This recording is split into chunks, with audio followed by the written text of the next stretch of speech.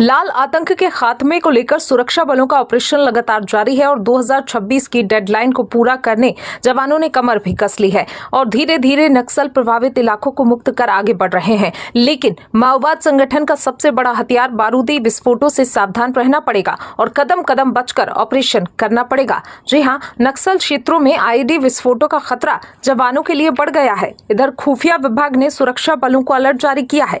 नक्सली बस्तर के किसी भी इलाके में बड़ी घटना को अंजाम दे सकते हैं। वहीं माओवाद प्रभावित छत्तीसगढ़ और झारखंड में नक्सल विरोधी अभियान में लगाए गए आईईडी जवानों को लगातार मिल भी रहा है। बस्तर के अंदरूनी इलाकों में और राष्ट्रीय राजमार्ग में तक माओवादियों ने आईईडी को बिछा रखा है। माओवादी कभी भी बड़ा खूनी खेल खेल सकते हैं। साल 2025 नक्सलवाद के खात्मे का निर्णायक साल है और इसी वर्ष फोर्स को भी बड़ी सफलता आगे और भी मिल सकती है। इधर लगातार ऑपरेशन से नक्सल संगठन में भी खलबली मची हुई है। खुद नक्सल संगठन भी मान रहा है कि सुरक्षा बलों के साथ मुठभेड़ में उनके कई बड़े लीडर और लड़ाके मारे गए हैं। लेकिन अब जो जानकारी मिल रही है वो बेहद ही चिंताजनक है। माओवादी अब सुरक्षा बलों को टारगेट करने कई टन बारूद का इस्तेमाल कर सकते हैं। जानकार भी मान रहे हैं कि आखिर माओवादियों को बारूद सप्लाई कौन करता है। कई सैकड़ों किलो टन बारूद आज भी बस्तर की धरती में बिछाए गए हैं।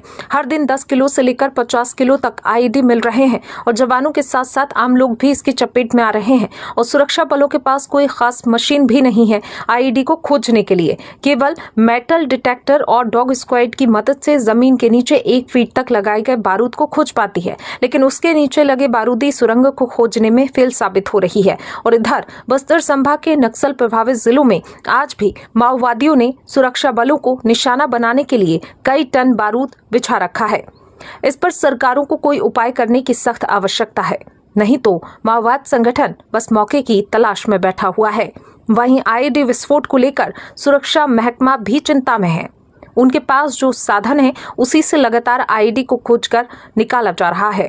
वहीं बस्तर आईजी ने सभी सुरक्षा बलों को आईईडी से सतर्क रहने के निर्देश दिए हैं और लगातार सरेंडर नक्सलियों से बिछाए गए बारूद की जानकारी लेकर उसे निकाला भी जा रहा है। लेकिन इस मामले में जवानों को बेहद सतर्कता के साथ ऑपरेशन करने की जरूरत है। ब्यूरो चीफ अनिल राव की रिपोर्ट। लगातार बारूदी सुरंग विस्फोट होते जा रहे हैं। अभी जो हाल में जो बारूदी सुरंग विस्फोट हुआ है, कोई कहता है कि 10 साल पुराना लगा हुआ है बीजापुर इलाके में। उस नारायणपुर इलाके में पहाड़ों में नक्सली खुद कहते हैं कि कोई न जाए ग्रामीण, क्योंकि जगह जगह बारूदी सुरंग लगा हुआ है। ये बारूदी सुरंग आता कहाँ से, मिलता कहाँ से, लगाता कौन है ये? और फोर्स बस्तर में की कमी नहीं है। फोर्स की आमने सामने की लड़ाई में नक्सली कभी नहीं टिक सकते हैं और पुलिस की जीत होती है। और कम समय में अभी एक अचीवमेंट है कि 3 महीने में 100 से अधिक नक्सली मारे गए और 100 से अधिक लोग आत्मसमर्पण किए गए। ऐसी घटना यहाँ हो रही है। लेकिन महत्वपूर्ण जो गंभीर का विषय है कि हम कैसे निपटे बारूदी सुरंग विस्फोट से, इस पर विचार करना चाहिए। नहीं तो 1900 जो ये 26 का जो टारगेट है, ये टारगेट कहीं 27 ना बने। इसलिए जल्दी से जल्दी सरकार को इस कदम में आगे बढ़ना चाहिए। क्या लगता है? आप एक हिसाब लगाइए कि 1 महीने में कम से कम 1 टन बारूद तो वैसी पकड़ में आता है। ये 20 किलो वाला आज पकड़े, टिफिन बम पकड़े, फिर 50 किलो पकड़े। 7 जिलों के घनघोर जंगल में लगातार पुलिस सर्चिंग कर रही है। कुत्ते भी जा रहे हैं, सब पूरे सर्चिंग करते जा रहे हैं, पकड़ते जा रहे हैं। ये टनों में बिछा हुआ है। ये कहाँ से आया, क्या हुआ, इसके पीछे कोई गंभीरता से विचार नहीं कर रहा है, ना कोई जांच कर रहा है।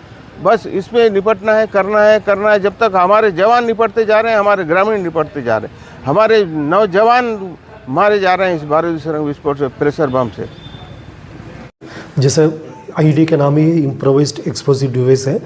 उसके अर्थ ये है जो सुरक्षा बल की डायरेक्शन से बचने के लिए और अलग अलग तरीके से उसका जैसे pressure ID, command ID, remote control ID, इस तरीके से, और जो डायरेक्शन से बचने के लिए काफ़ी गहरा गड्ढा में भी उसका प्लांट की जाती है और प्लास्टिक रैपर से भी उसका कवर की जाती है ताकि मेटल डिटेक्टर से डायरेक्ट ना हो। इस टाइप का माओवादी का मोडस ऑपरेंडी, उसको देखते हुए सुरक्षा बल द्वारा भी अलग अलग तरीके से अपना इक्विपमेंट्स को, अपना गैजेट्स को और इम्प्रोवाइज करते हैं और नया तरीके से भी इसको डायरेक्शन करने के लिए और अपना आसूचना तंत्र को भी मजबूत करने के लिए लगातार कार्रवाई की जाती है। उसका परिणाम काफ़ी बड़ी संख्या में आईडी घटना होने के पहले भी डिटेक्ट होकर उसके रिकवरी भी की गए थे। इसके बाद डीमैनिंग ऑपरेशन के दौरान लगभग 300 साढ़े 300 से अधिक आईडी डिटेक्ट भी करके उसका सावधानीपूर्वक डिफ्यूज़ भी की जाती है। इसके बावजूद आईडी ब्लास्ट की घटना में हमारा कुछ नुकसान भी हो रहे थे। इसको सामने करने के लिए जितना भी टेक्नोलॉजी अभी उपलब्ध है उसको और रिसर्च एंड डेवलपमेंट के माध्यम से और इम्प्रूव करके और आईडी सप्लाई नेटवर्क को भी हम ध्वस्त करने के लिए काफ़ी मॉड्यूल को ब्रेक डाउन किया है। उसी हिसाब से आने वाले समय में जो आईडी नेटवर्क के ऊपर प्रभावी रूप से कार्रवाई करना और आईडी डिटेक्ट करके उसका किसी प्रकार का जो कोई जनहानि मालहानि न हो, उसी हिसाब से हमारा कार्य योजना रहेगा। सर, अंदरी